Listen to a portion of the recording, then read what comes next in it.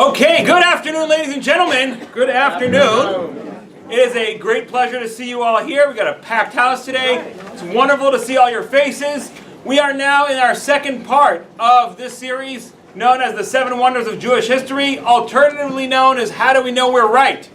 Right? We started off last week talking about how the Christian guy sits next to you on the phone, on the plane, and he wants to know how you think you're right. There's so many more Christians than there are Jews. Or in general, how do we know we're right? Maybe the atheists are right, maybe the Hindus are right, maybe the Buddhists are right. And what we said is that if we look at the Torah, every religion in the book, literally every religion, thousands of religions, all in their holy writings they tell you about is what will happen in kingdom come. If you behave and you're a good Christian, you're a good Muslim, you're a good Hindu, all kinds of amazing things will happen to you in the world to come. Our book does not talk about the world to come at all. In the 24 books of the Tanakh, it does not talk about the world to come at all. Why? Because it's not provable. It's not knowable. But what it does say is incredibly specific things that will happen in this world, and they have all come true. And we are learning about those. But before we get to that, let's first give yourselves, thank you all for coming out here this beautiful day, give yourselves a warm round of applause. Thank you. My Thursdays would not be the same without you all. I mean, every one of you, seriously, so thank you. I also want to say a major thank you to the staff of Partners Detroit Yeshiva Beth Yehuda and Jerusalem Pizza for catering. Let's give them a big round of applause. And of course, to the amazing people at Torah Anytime. It is a website. It is also an app, and it's got thousands and thousands of hours of fascinating Torah lectures. Please download the app. Please go to the website and enthrall yourselves. Drink thirstily of the incredible wisdom available at Torah Anytime. They are also videotaping this. I mean, we're videotaping it. It will go up on their website. Okay, and now back. Thank the rabbi. And thank the rabbi. Always thank the rabbi, preferably with cash donations. No, I'm kidding. Totally kidding on that one. No cash donations necessary. Check is just fine. Okay, and of course we're going to stop with a word for our great sponsor up in heaven, the maker of this delicious H2O, the maker of all that there is and all that we are. Baruch atah Adonai Eloheinu melech haolam shehakol niyeh bidvaro. And one last thing. This is a request that came in from the audience. It's a request that I would make myself, but it's a request that came in from people in the audience. If you have a cell phone here, please turn it off or turn it to silence. We've been interrupted multiple times in certain classes by phones ringing. So, on behalf of myself and on behalf of the people, your fellow peers amongst you in the audience who have requested this, please make sure that your phones are on silent. Okay, now, what we left off with last week, we spoke about the first wonder of Jewish history, the fact that we are an eternal people, right? How nations come and go, peoples come and go. There are very few peoples around today that were around 3,000 years ago, almost no one, and yet we are, and yet God promised that us. We read the sources where in the Torah God promised us that we would still be here, and as a matter of fact, we even read the sources that showed us where God promised us that we would be here and still learning Torah, which is exactly what we're doing right now. We're being here, and we're learning the Torah. So you guys are the first wonder of Jewish history, just for the record. What did you learn? The first wonder of Jewish history is me. That's right, exactly. You, all of you, we're all it. We are the first wonder of Jewish history. We are here, we're Jewish, we're proudly Jewish. We are the children of Abraham, Isaac, and Jacob. Sarah, Rachel, Rebecca, and Leah, and we are learning God's Torah. The second wonder of Jewish history was the idea of exile, which we talked about throughout history is an incredibly uncommon thing. It doesn't help a conqueror to exile the people. He wants you to stay there and send him tribute.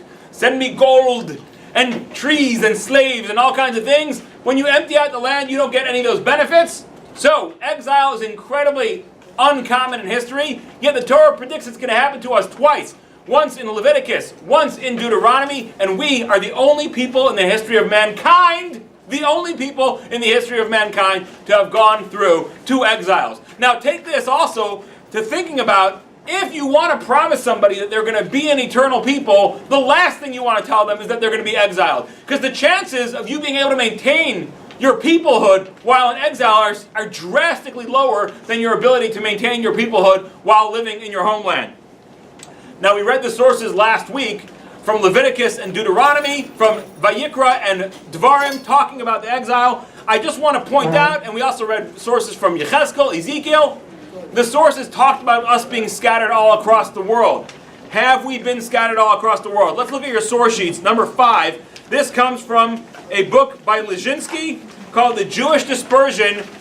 When you read the source, you can see this was probably printed about 45 years ago, which you'll be able to see from the context of the writing. As a result, says Lejinsky in The Jewish Dispersion, as a result of the relentless persecutions and forced expulsions, most Jews are but recent newcomers to their respective lands of residence. 90% of the Jewish people have lived in their new homes for no more than 100 years. Right? The majority, so figure about 125, 130 right now. So the main Jewish settlement came in the late 1800s, early 1900s, right? So here we go. The people coming to Israel also start late 1800s, early 1900s, right? So think about this, and then Russia, people also, there was the Pale of Settlement, which we'll get to later. There weren't allowed to be in Russia until earlier. So most Jews who live today in the world have only been in the country that they've been in for about 120, 130 years max. The majority of large Jewish settlements date back no more than 50 or 60 years. Again, added about 30 years to this because this is, again, written about 25, 30 years ago. 75% of Jewry has thus been displaced in 3 lands, Israel, America, and Russia, while the remaining 25% are dispersed throughout 100 lands across all 5 continents. There is not a major group of Jews in Antarctica. Now, I'm not even sure why I said 5 continents, because it's really 6 continents, right? There's tons of Jews in South America, North America, Europe, Africa, Asia, and Australia. There we go. So there's 6 continents. Anyway, the bottom line is, and thank God I happen to like to travel. I've had the great fortune and the blessing to travel a lot throughout the world, and almost everywhere you go, there's just Jews everywhere. Now, there's for sure Jewish travelers everywhere. The one place we went recently that did not have a large Jewish settlement was Iceland. There's almost no Jews there. However, there is now a Chabad that opened up in Iceland this year. Right? For sure. No, and by the way, when you become a traveler, you start appreciating Chabad. You really start appreciating on a whole new level, because their dedication and sacrifice to help every Jew, no matter where they're traveling to, on any remote part of the world, is incredible. Their dedication, unreal. The sacrifice, incredible. So, I mean, literally everywhere you go in the world, though, there's Jews. I remember I was driving on a highway in Shanghai, on a beautiful big, 4-lane or 6-lane highway, and we're driving through all these different areas, and suddenly I see this big, beautiful, white, 5-story, square, gigantic house. And it just was so jutted out from everything around it. It didn't fit in the architecture. So I pointed and I asked the guide I was with, I said, "What is that?" And my guide said, my guide says, "That's the Sassoon house." The Sassoon family, a Sephardic Jewish family, was massively involved in trade with East Asia, and they had family members that had set up establishments along the entire East Asian coast. Everywhere from China to Hong Kong, they were literally incredibly influential in international trade. The Sassoon family, and it's still there. And someone even told me that they recently went on a tour of the Sassoon house, and they met this matriarch from the Sassoon family, who, even though most of her family left, once China became communist, she was already older. She said, "I'm not leaving." And she's still there. And she's close to 100 years old, and she still lives in the house. Even though it's now being used as a semi-museum or whatever, once in a while she'll just come out from behind the private residence areas and interact with people. So the Sassoon, all over Europe, all over Asia, where are there Jews not? So when the Pasuk said to us that God is going to scatter us amongst the nations, wow, was that kept. It wasn't like God said, "I will scatter you amongst the nations," and we ended up being in a scattering of countries. No, we've been literally scattered all over the world. This idea that the Jewish people would be exiled and strewn about across the globe is 100% true. Okay, next. Let's get to the next wonder of Jewish history. Now, we have to understand, God is saying that we're going to be here forever. He's also saying that you're going to have no homeland to live on for huge percentages of your history. So how in the world are we supposed to maintain our eternal nation status? How are we supposed to maintain our eternal Jewish identity if we're being kicked out of our land and being spread out everywhere else? I have an idea. Maybe, if everywhere we go, the people are like, "Oh, the Jews are here, come in," and they treat us with such honor and such respect, that no one's giving up the title Jew, right? No way. I'm a Jew, I'm proud. Everywhere I go, they roll out the red carpet for me. It's amazing. There's no chance that I would want to assimilate out into the non-Jews, because I'd lose all my favorite nation status. But of course that didn't happen. As a matter of fact, This is the wonder of Jewish history. This is the miracle of Jewish history. That is a horrible miracle. Miracles don't mean good things. Miracles mean supernatural things. And now we're going to learn about this incredible miracle. Not incredibly good, but incredibly powerful miracle called anti-Semitism. Because God did not say that you're going to be an eternal nation, and even though you're going to be scattered all across the world, everywhere you go, they're going to love you and respect you, so you'll want to maintain that. You'll want to maintain your Jewish identity. No, God said you're going to be scattered all over the world, and wherever you go, they're going to hate you, and they're going to kill you, and they're going to oppress you. Anti-Semitism is a miracle. It's supernatural. It makes no sense. Jewish people do amazing things for the lands that we are in. Do you know that throughout 1,000 years of European history, when there were countries that were failing economically, it was common for the king to make a proclamation saying, "We are going to treat Jews well. Jews, you are welcome here." He'd put out the welcome mat for the Jewish people because he needed his economy shored up. And the Jews would come, and they would shore up the economy. They would get involved. They would clean up the books. They'd start working, proper trade, doing the right moves. They would get the economy hustling and bustling again. And guess what? They would kick us out. Why would you kick out the people who made your economy strong? What's going to happen? And by the way, fascinatingly, look at the people who kicked out the Jews and look what happened to them. Disasters. In 1492, Spain kicks out the Jewish people. Now, of course, in 1492, they discover America.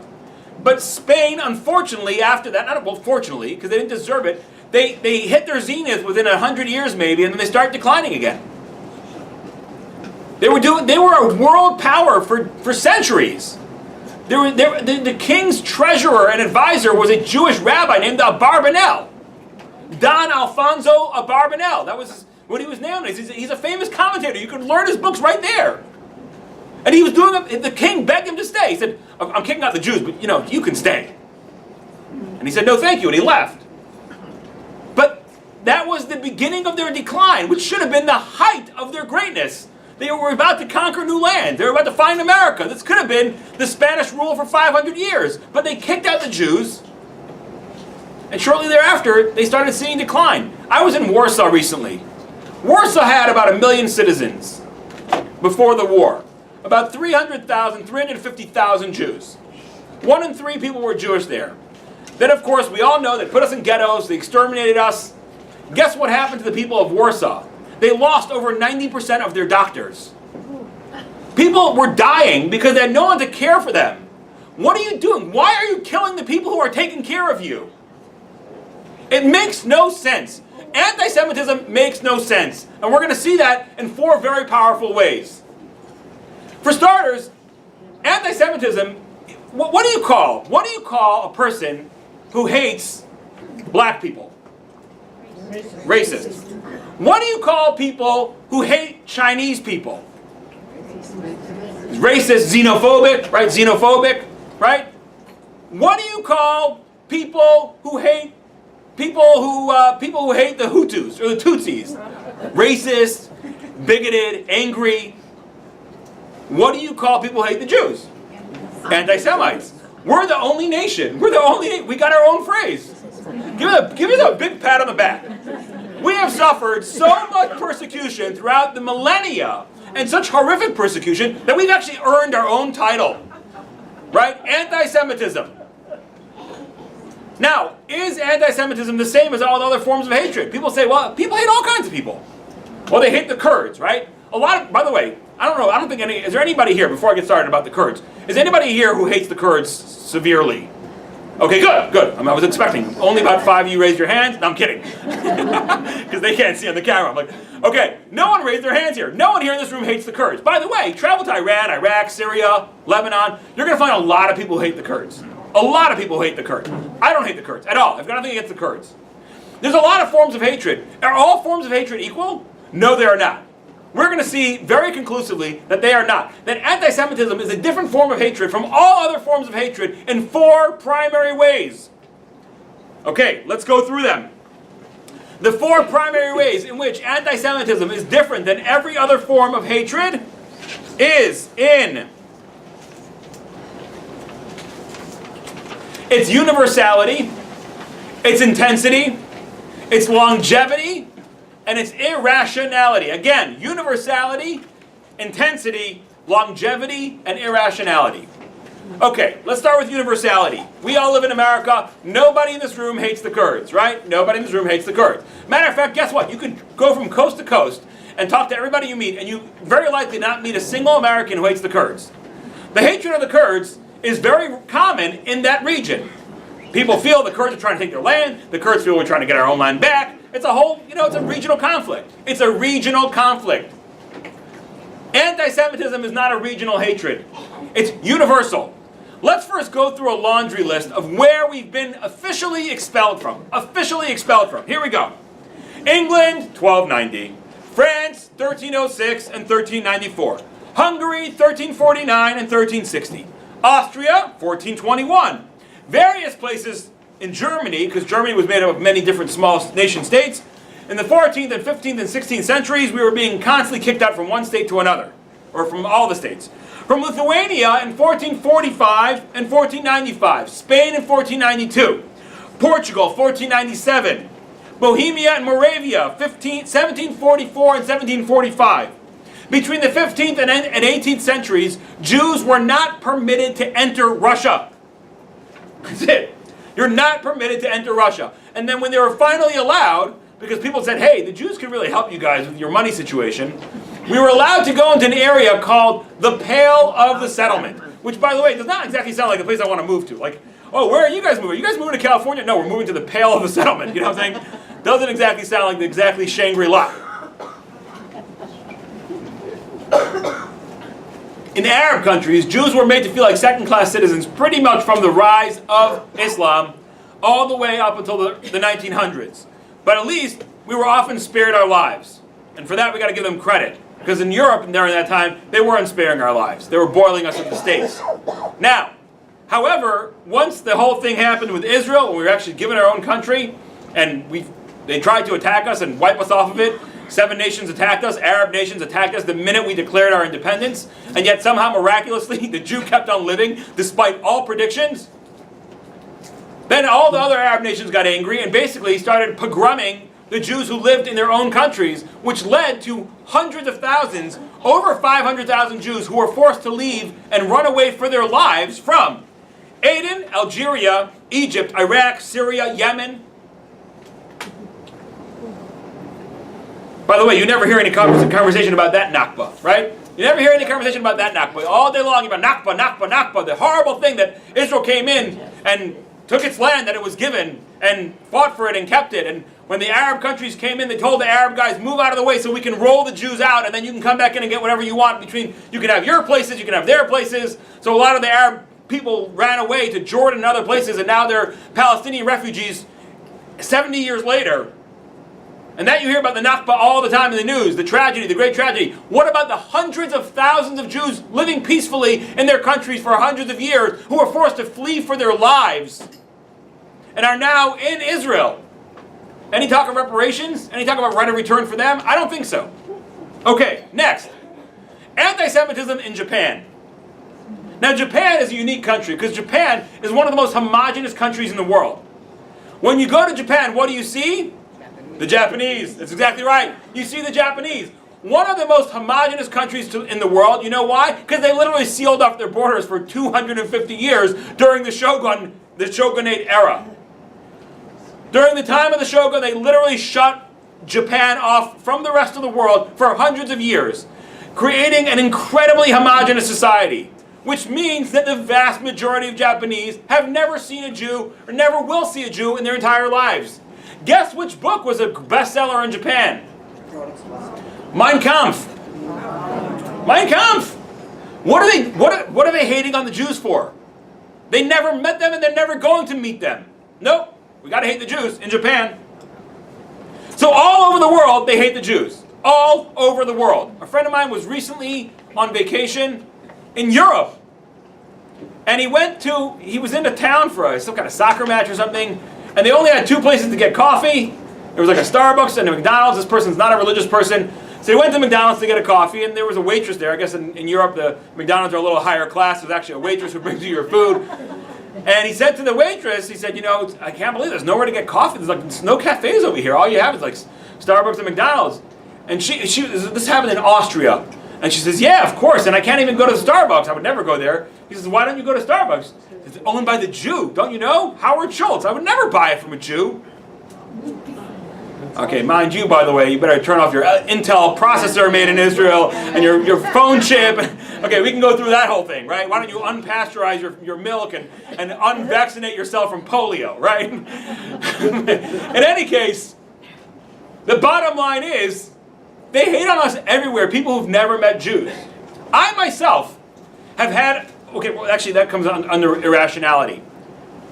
So again, the hatred of the Kurd is regional. The hatred of the Armenian is regional. The Korean hates the Vietnamese, and the Thai hates the Cambodian. That's all regional stuff. We don't care. The rest of the world doesn't care. But somehow, all over the globe, they are hating on us. That's why anti-Semitism is unique. Number one, universality. Number two, intensity. Now obviously, the ultimate example would be the Holocaust. Because let's remember what we're talking about over here. There have been genocides throughout history. For example, Joseph Stalin was angry at the Ukrainian farmers because they didn't want to bow and just start sending all their wheat. Ukraine is the breadbasket of Europe. And when Joseph Stalin said, hey, Ukrainian farmers, this is now communism, we share all our stuff, which means send me all your wheat. They said, what do we get in return? Oh, you get the glorious motherland. And they said, no thanks. So Joseph Stalin said, all right, you want to play that game? I'll starve you to death. He starved millions of people to death, but that was a political move aimed at getting the political dissidents in Ukraine out of power, which he did. Pol Pot killed 3 million of his own people. Who was he targeting? The intellectuals, the city dwellers, right? The people who he thought were the greatest threat to his hegemony. The hatred of the Jew, the Holocaust, it was not about hegemony. Thank you. Hegemony. Thank you. Always good to have much more smart people in the room than you. Before E and I, it's always soft. Okay, guys, you listen to that? Before E and I, it's always soft. Hegemony. Okay, so, the Holocaust is very different. The Holocaust is a group of people bent on destroying particular people, not for political reasons, for a religious reason. I mean, if you read Mein Kampf, if you read what Hitler is talking about, he finds it as his religious duty to rid the world of the Jewish vermin. There are stories of a German U-boat, okay, a submarine. There was one of their allies, I forgot who it was maybe Japan, who had picked up a Jew somewhere out in the ocean. The Germans sent a U-boat thousands of miles off course to pick up a single Jew to bring him back to get killed. Crazy! We know that the Germans lost the war because they were diverting all their resources and their trains and their ability to all their infrastructure to getting the Jews to Auschwitz instead of getting food and munitions to their front lines. To see a nation, the most cultured, sophisticated nation in the world, stuffing people into gas chambers by the thousands. To see people with master's degrees lining up people in front of open pits and shooting them down one at a time, one bullet per person. The intensity of that hatred. To hear the roaring crowd in Spain and Portugal watching on a Sunday afternoon as a Jewish family, men, women, and children are burned alive at a stake. The intensity of the hatred for the Jew is unparalleled. People hate the Kurds, no question about it. But they are not sticking thousands of them into ovens and into gas chambers. And the world is not watching silently. Now, by the way, right now, what happened in Syria, horrific, right? There have been hundreds of thousands of people killed in Syria, and the world largely is standing by. Right? Let's remember that. I'm not trying to say there's never anything terrible going on. And of course, that's a political battle between the Alawites, between the people who rule, the Shia, who rule Syria, and the Sunnis who want to overtake them, which they should, because Assad is a horrible human being. And part of the reason why no one's getting involved is like any side you fund, you're also funding horrible people. Because unfortunately, when you fund the Sunni militias that are fighting against Assad, you're also funding horrible terrorist groups that are deeply embedded and very much part of that group. It's a very complicated thing. But the Jews are being murdered. The New York Times later apologized. It suppressed the information knowingly. The intensity of the hatred for the Jew throughout all these centuries is incredible. Next. So by the way, in case you're wondering, there is intense hatred out there for you. I hope it makes you sleep better at night. Longevity. When was the very first time the Jews were attacked for being Jewish? As soon as they were a nation. You could understand them being a nation. The first time we're ever called a nation, by the way, the first time the Jewish people are ever called a nation is in the book of Exodus. When they come to the king of Egypt and they say, behold, this nation of Israel is growing. So that's the very first time we hear us being called a nation, and the immediate response is, slave labor, kill their children. If you want to say that we became a nation when we came out of the land of Egypt, then what was happening there? We were attacked by the Amalekites as soon as we left the country. We were living in a desert, by the way. Where were we? We were in the Sinai Desert. I've been to the Sinai Desert. There's nothing there that's desirable to anybody. We weren't taking their land. We weren't taking their resources. We weren't bothering anybody. We were an itinerant group of people who had just gotten out of hundreds of years of slavery, living by ourselves peacefully in the desert, and they come to attack us. So when did anti-Semitism start? Violently? As soon as we became a people. When was the most recent anti-Semitic attack? Today. I'm assuming today. I don't know where, but if you count up the number of attacks that happen all over the world, divided by 365, they're happening multiple times a day all over the world. I've been attacked personally, physically assaulted for being a Jew here in America, in Far Rockaway, New York. I was walking out of shul on a nighttime evening, a Ma'ariv, and a bunch of thugs who had just gotten out of prison. I know this because I had insider information from other people in the neighborhood. We were in a pretty rough and tumble neighborhood. These guys are walking. 7 of them. I'm walking towards the store to get a bottle of soda. And these 7 guys walk by me. And first of all, they say, "Hail Hitler!"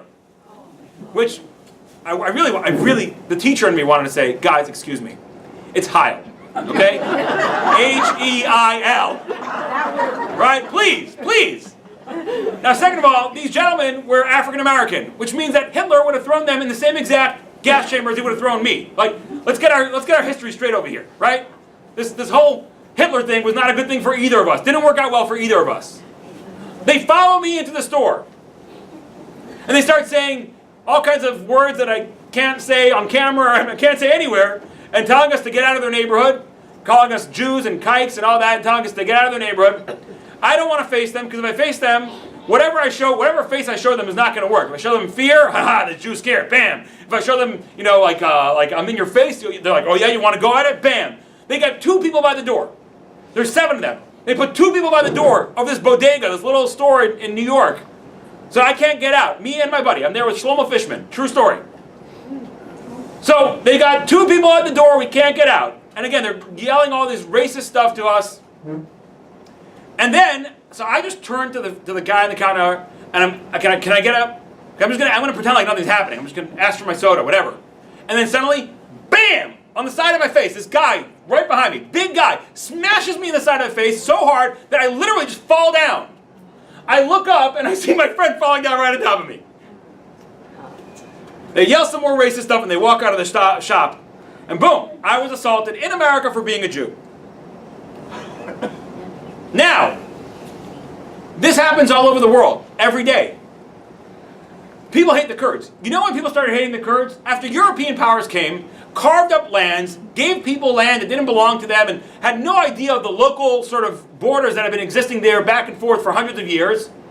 And now they took this piece and said, this is Iraq, and the Kurds were like, no, that's not Iraq, that's our ancestral homelands. We've been there forever.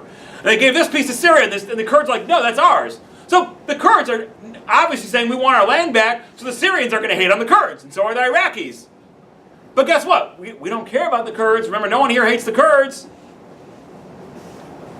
But the Kurd hatred only started 300 years ago, I mean, there's always tribal factions fighting against bordering tribal factions, but this idea of just hating on the Kurds, it happened primarily at this time. The hatred of the Jews has been around for thousands of years. Thousands of years. So that's why it earns its own name. Next, the irrationality. The insanity of hating on the Jew. We've touched on this before. We started talking about how good Jews are for the lands that they live in.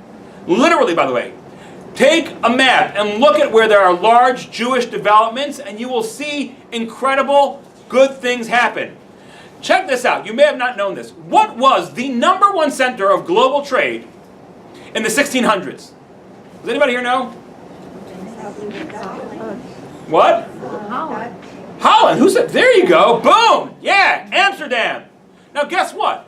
Remember we talked about in 1492 how the Jews were expelled? Guess where they went? They went to Holland.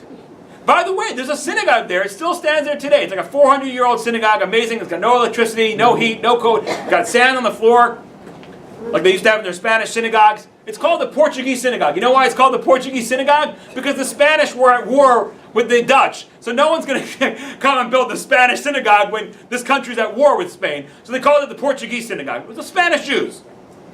Now remember, Spain was the greatest economic power in the world in 1492. They kick the Jews out. The Jews go to Holland. And 150 years later, Holland is the greatest economic powerhouse in Europe. It's not smart. It's irrational to go after the Jew. We are safe people. We're healthy people, right? No one ever gets off. You know, you have the subway in New York, right? I was once hauled off the train by police officers at 3 o'clock in the morning. Okay, here we go. This is story time. So back when Giuliani was president, he had like this whole phrase called quality of life or something, and he made all kinds of rules to try to clean up New York, which is a good thing overall. One of the rules was you're not allowed to sleep on a subway, and sleep was defined if you're lying horizontally on more than one seat. So I'm like 18 years old, and I was in Manhattan. And I was coming back with my friend, the same friend, Shlomo Frischman, the same guy who got beat with me. By the way, I'm telling you, someone's going to show this video to Shlomo because he lives in Lakewood now. It'd be good. Good memories for him. Anyway, Shlomo, I'm still waiting for my Timberland boots back. Okay, fine. Different story. So we're coming back. It's late at night. It's literally about 3 o'clock in the morning. And we're exhausted. So the subway is empty. We're taking the A train. It's absolutely empty. So we lay down and we're trying to catch a little sleep. We get woken up by 2 cops. What are you doing sleeping there? They pull us off the train. And they yell at us a little bit. They didn't give us a ticket. You know, okay, we'll give you a warning now. And then they walk away from us, leaving us in literally one of the most dangerous neighborhoods in all of New York, in East New York. This is going back in the 90s. This is literally probably possibly the most dangerous stop in the entire New York City subway system. The 2 cops haul us off the train and then just walk away, and we're sitting there, and it's scary. There's like all kinds of people, like there's drugged up people walking around, muttering to themselves. It's a scary place at 3 o'clock in the morning. It's a scary place, you know, and they just leave us there. How in the world did I get here? East New York, anti-Semitism. Oh, right, I know where I go. I know, yeah. Okay. Check this out. If the cops pull anybody off the train in the middle of like a religious Jewish neighborhood, in the middle of Borough Park, no one's like, oh my gosh, what am I going to do? They left me in the middle of the Jewish neighborhood. They're going to come for me. The Jews are going to come for me. Oh no, they're going to kill me. No, Jewish neighborhoods are safe. We don't commit. Listen, our record on what they call, you know, like white collar crime is not great, unfortunately. But we don't commit violent crimes. We take care of our districts. We work really hard. It's a good thing to have Jews in your country, as has been shown again and again and again. Yet we're constantly being kicked out of our countries. It's irrational. Why are you hating on us? What are we doing bad to you that you're hating on us? We're only helping you out. We're bringing up your economy. We're adding to your culture and your arts and your abstruse learning. We're adding to your science accomplishments. We're developing technologies for you. We're doing so much for you. Why? Let's see how irrational anti-Semitism is. We are the only people in the world accused of deicide. What is deicide? The killing of a god, right? Meaning homicide is someone kills themselves, right? Sorry, suicide is someone kills themselves. Homicide is someone kills a homo sapien, a human being, right? Patricide is someone kills their parents. What is deicide? Someone kills a deity. Someone kills a god. Now, for starters, let me give a quick little primer here. If your god can be killed by a bunch of Jewish little dudes, time for you to get a new god.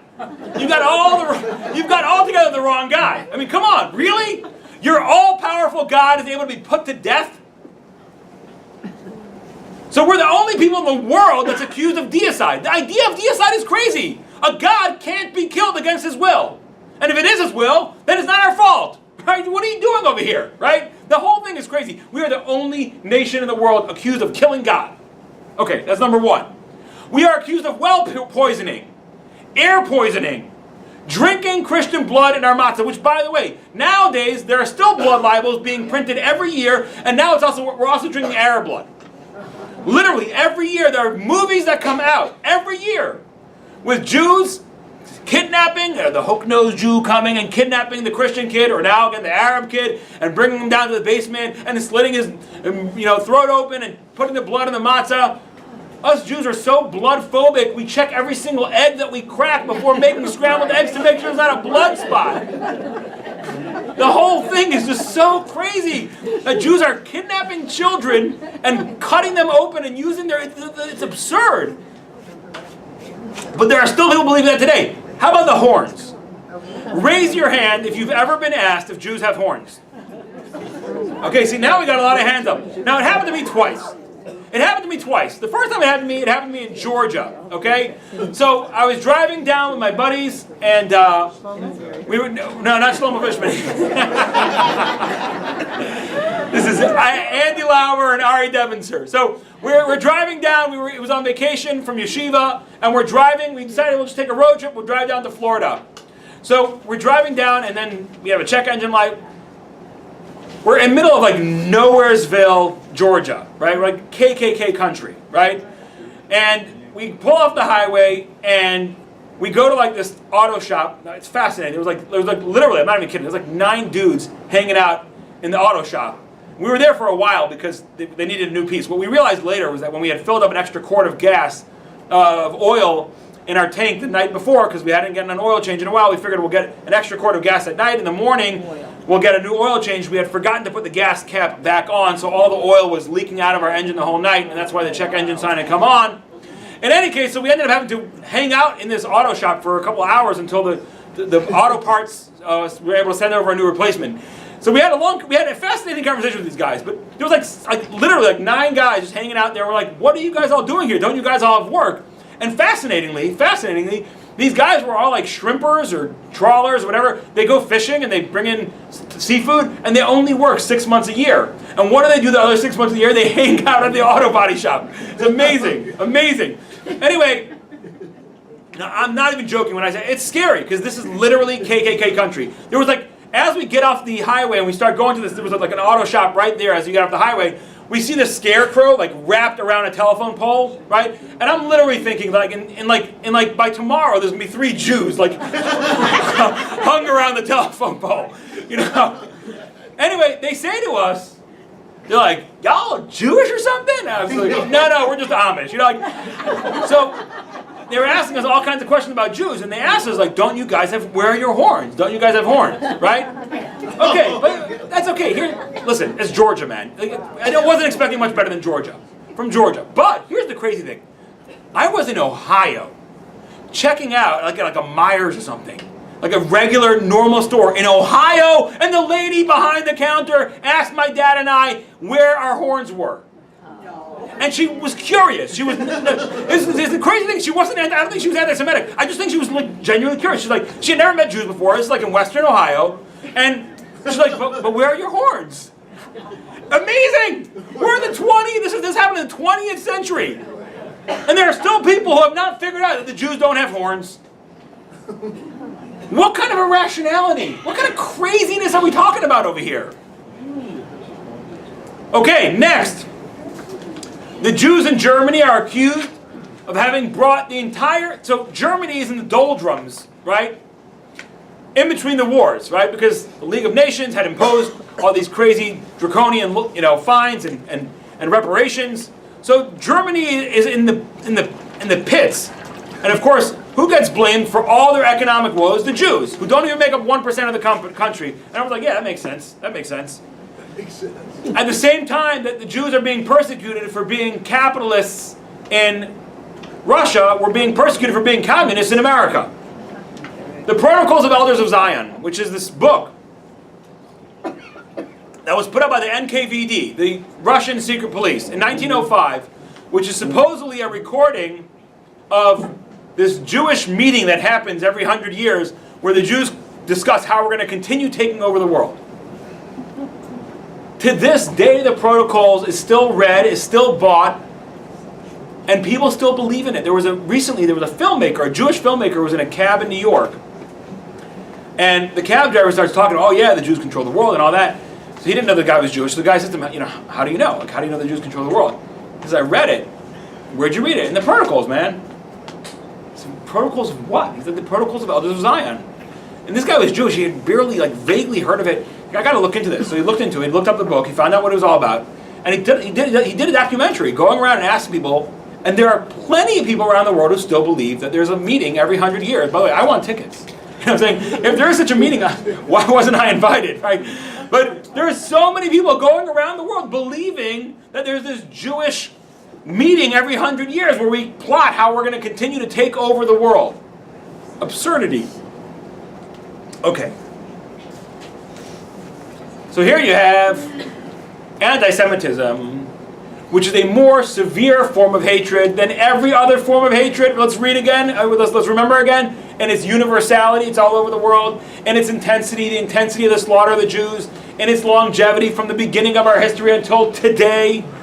And its irrationality. And yet we're told that no matter, you guys are going to be eternal nation. Even though you're going to be hunted and haunted wherever you go, you're going to be an eternal nation. How in the world does that make sense? And mind you, there have been plenty of people. They say there are plenty of pairs of tefillin in the waters right outside of Ellis Island. Plenty of Jews said, I'm coming to the new country. I'm not being shackled by this Jewish identity anymore. It's just too painful. There's too much loss. There's too much anti-Semitism. I'm coming to a new country from now on. My name is Bob Stanton. I'm done. And that happened all the time. So how does God say that you're going to be an eternal people, which again happens to nobody almost, and then you're going to be exiled twice, which happens to nobody but us, and that you're going to still be hated on a level unprecedented in the world, which is exactly what happens to us. Let's see the sources inside. Number 6. This comes from Lloyd George, a British historian. Of all the extreme fanaticism that plays havoc in man's nature, there is none as irrational as anti-Semitism. The Jews cannot vindicate themselves in the eyes of these fanatics. If the Jews are rich, they are victims of theft and extortion. If they are poor, they are victims of ridicule. If they take sides in a war, it's because they wish to gain advantage from the spilling of non-Jewish blood. If they espouse peace, it's because they're scared and anxious by nature or traitors to their country. If the Jew dwells in a foreign land, he is persecuted and expelled. If he wishes to return to his own land, he is prevented from doing so. This was written in 1923. Next, Martin Gilbert, another amazing historian. This is actually a more recent book, 1985. But as my research into Jewish history progressed, I was surprised, depressed, and to some extent overwhelmed by the perpetual and irrational violence which pursued the Jews in every country into almost every corner of the globe. If, therefore, persecution, expulsion, torture, humiliation, and mass murder haunt these pages, it is because they also haunt the Jewish story. So again, is anti-Semitism a miracle? Absolutely. Why? Because it's not natural. It doesn't, things that are natural occur, the whole premise of science is that things that are natural occur all the time, that they continue to occur. That's why you test your hypothesis, and if it's a natural, normal thing, it will happen again and again as you continue testing it. Anti-Semitism is supernatural. It's not a normal thing. It doesn't make sense, and is not repeated to any other nation in the world the way it's repeated to our people. And because of that, it's a miracle. Again, not a good miracle, a really, really bad miracle. But it's also been exactly described in the Torah. Source number 9, Genesis 12, 2-3. No, I'm sorry. That's what I was going to write on both sides of the page.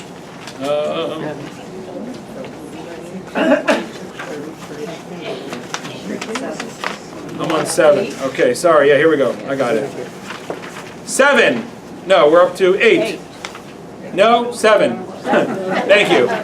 Okay, Vayikra Chaf Vav Lamed Gimel Leviticus 26:33. Ve'eschem as a rebel goyim, and you I will scatter amongst the nations. V'harikosi acharechem cherev, and I will unsheathe the sword after you. Right? So you're going to go into the nations, and they're going to be chasing you with that sword, always outstretched above you. That's in Leviticus. Let's look at what it says in Devarim Chaf Ches Samach Hey Samach Vav Samach Zayin, Deuteronomy 28:65-67. Ubagoyim ahem lo sargia. When you go into those nations that I will exile to you to, you will not have repose. You will not be able to rest. V'lo yiyem manoach lekaf raglecha. There will not be a foot of ground for you to stand on. Everywhere you go, they're going to kick you out of. You're going to spend your lives eternal wanderers. V'nasan Hashem l'chashem leiv ragos v'chilyon einayim v'davo nefesh. For there the Lord will give you an anguished heart and wasted eyes and dismayed spirit. V'hayu chayecha tluyim l'cha mineged. You will live in Right. You will live in constant suspense. You will stand in dread both day and night. You're never sure of your existence. Now again, we live in a Medina Shel Chesed. We live in America, which is a country that has treated us very well. Of course, there has been anti-Semitism. I don't know if you know this, but Ulysses S. Grant, the president on the $50 bill, kicked the Jews out of Tennessee as a general when he came down. His first order in Tennessee was all the Jews have three days to leave. Lincoln, the president, luckily forced him to change that. But we were, for a very short period of time, kicked out of Tennessee. But in any case, there was plenty of quotas against Jews. My last name is Burnham. My last name used to be Berman. My grandfather was a doctor. He couldn't get a residency as a Jewish doctor. Why do you think there's so many Jewish-sounding hospitals? Sinai Grace used to be Sinai Hospital. You go to LA, Cedar-Sinai. You go to St. Louis, Barnes Jewish. You go to Long Island Jewish. Why are there so many Jewish hospitals? Because Jewish doctors could not get residencies in non-Jewish hospitals. We couldn't move into neighborhoods. We couldn't get residencies. My grandfather couldn't get a residency. He changed his name from a Jewish name to a non-Jewish name. Burnham, very non-Jewish name. Not a lot of Burnhams out there that are Jewish. If you know of any, please contact me. Besides my family, I don't know of any. And guess what? He got his job immediately. Right? So there was plenty of anti-Semitism here in America, but thankfully, we have to literally be thankful to God for the incredible welcome we've received here in America compared to so many other nations we've been to. But you talk about Jews living in Europe for thousands of years, living in dread day and night. They never knew when the next pogrom was going to come. When was the next group of people going to be sitting at the bar one night getting drunk and say, you know what, guys? Let's go kill some Jews. Right? It's like cow tipping in Alabama. It would be the equivalent of like, let's go Jew killing in Europe. Like, yeah, let's just go Jew killing. A bunch of people got drunk and decided to do something stupid. Let's go kill some Jews. Never knowing. I mean, think about the people who are forced to leave from town to town. So the third wonder of Jewish history, and we're going to cover the fourth one because it's very short too, because I know we're coming up on our time here. The third wonder of Jewish history is that God said we were going to be an eternal nation, and we are. And God said we were going to be exiled twice, and we were. And yet, God said that we were going to be hated wherever we went, and we have been. How are we still here? How are we still here when every place we went to murdered us and kicked us out? Okay, I know, this is a heavy one, right? By the way, next week is all good stuff. So if you're here this week, please do come back next week. Because I gave you all the depressing stuff today. There's so much good stuff coming next week, I promise you. Seriously. Really good stuff coming next week. Let's just finish the last one because it's a very short one. The last is just an interesting phenomenon. The last one is that the idea is that we have been around for thousands of years, and yet we've never had a population explosion. We've never had more than 15 million Jews in the world, maybe 20 million max. Now you think about every great nation that's been around for thousands of years, they always have population booms. We never had. When we were exiled in the Roman era, there was 44 million people in the Roman Empire, of which there were 4 million Jews. It was about 9%. The descendants of the Roman Empire now number about 1.5 billion, which means that the Jews should number somewhere around 120, 130 million. But we've never been a big nation. Again, that's another idea. How do you remain an eternal nation if you're going to be persecuted everywhere you go? Well, here's one way you could do it. If there's like 1.5 billion of you, so like if people decided to kill out all the Chinese, right? Let's say there was genocidal people who wanted to kill out all the Chinese, it would take them a long time. There's so many Chinese. So theoretically, you'd say maybe the way that we'll be able to be an eternal nation, despite the fact that we're being hated wherever we go, is if we're just so big in number that they kill off 5 million here, 2 million here, but it's nothing because we're billions. But we've never had billions, we've never had hundreds of millions, we've never had 50 million, we've never had 20 million. Every other people that's been around for thousands of years, the Hindus that we talked about, the Han Chinese, they're all massively populated areas with hundreds of millions of people. The descendants of the Roman Empire today mark 1.5 billion. The descendants of the Jews today are still 12 million, 13 million. And that's also just, it doesn't make sense from a historical perspective. From a scientific perspective, any nation that's going to be around, and there's a nation that has lots of children too. And yet that's also predicted in the book. That's going to be quick. Source number 8. Devarim, Chavches, Samach Beis, V'nishartem b'misei ma'at, and you will remain small in number as a people. Tachas asher yisim k'kokvei hashmayim l'rov, whereas you could have become as numerous as the stars of the heaven. Next, Deuteronomy 7:7, Devarim, Zion. Lo mirubchem mikol ha'amim choshek Hashem b'chem. It's not because you are more numerous than the other people did Hashem pick you. Vayivchar b'chem ki atem ha'ma'at mikol ha'amim, because you are the smallest of nations. We make up today less than 0.2% of the world's population. We're like nobodies on the global blip. And we've always been that way. We've always been small in number. So how, again, can we be a people that's going to be eternal and yet exiled and persecuted in small number? It doesn't make sense. It's impossible. Guys, that's it for today. Next week, I'm telling you, very good things coming. Very good things coming. Have a wonderful week, my friends. Thank you.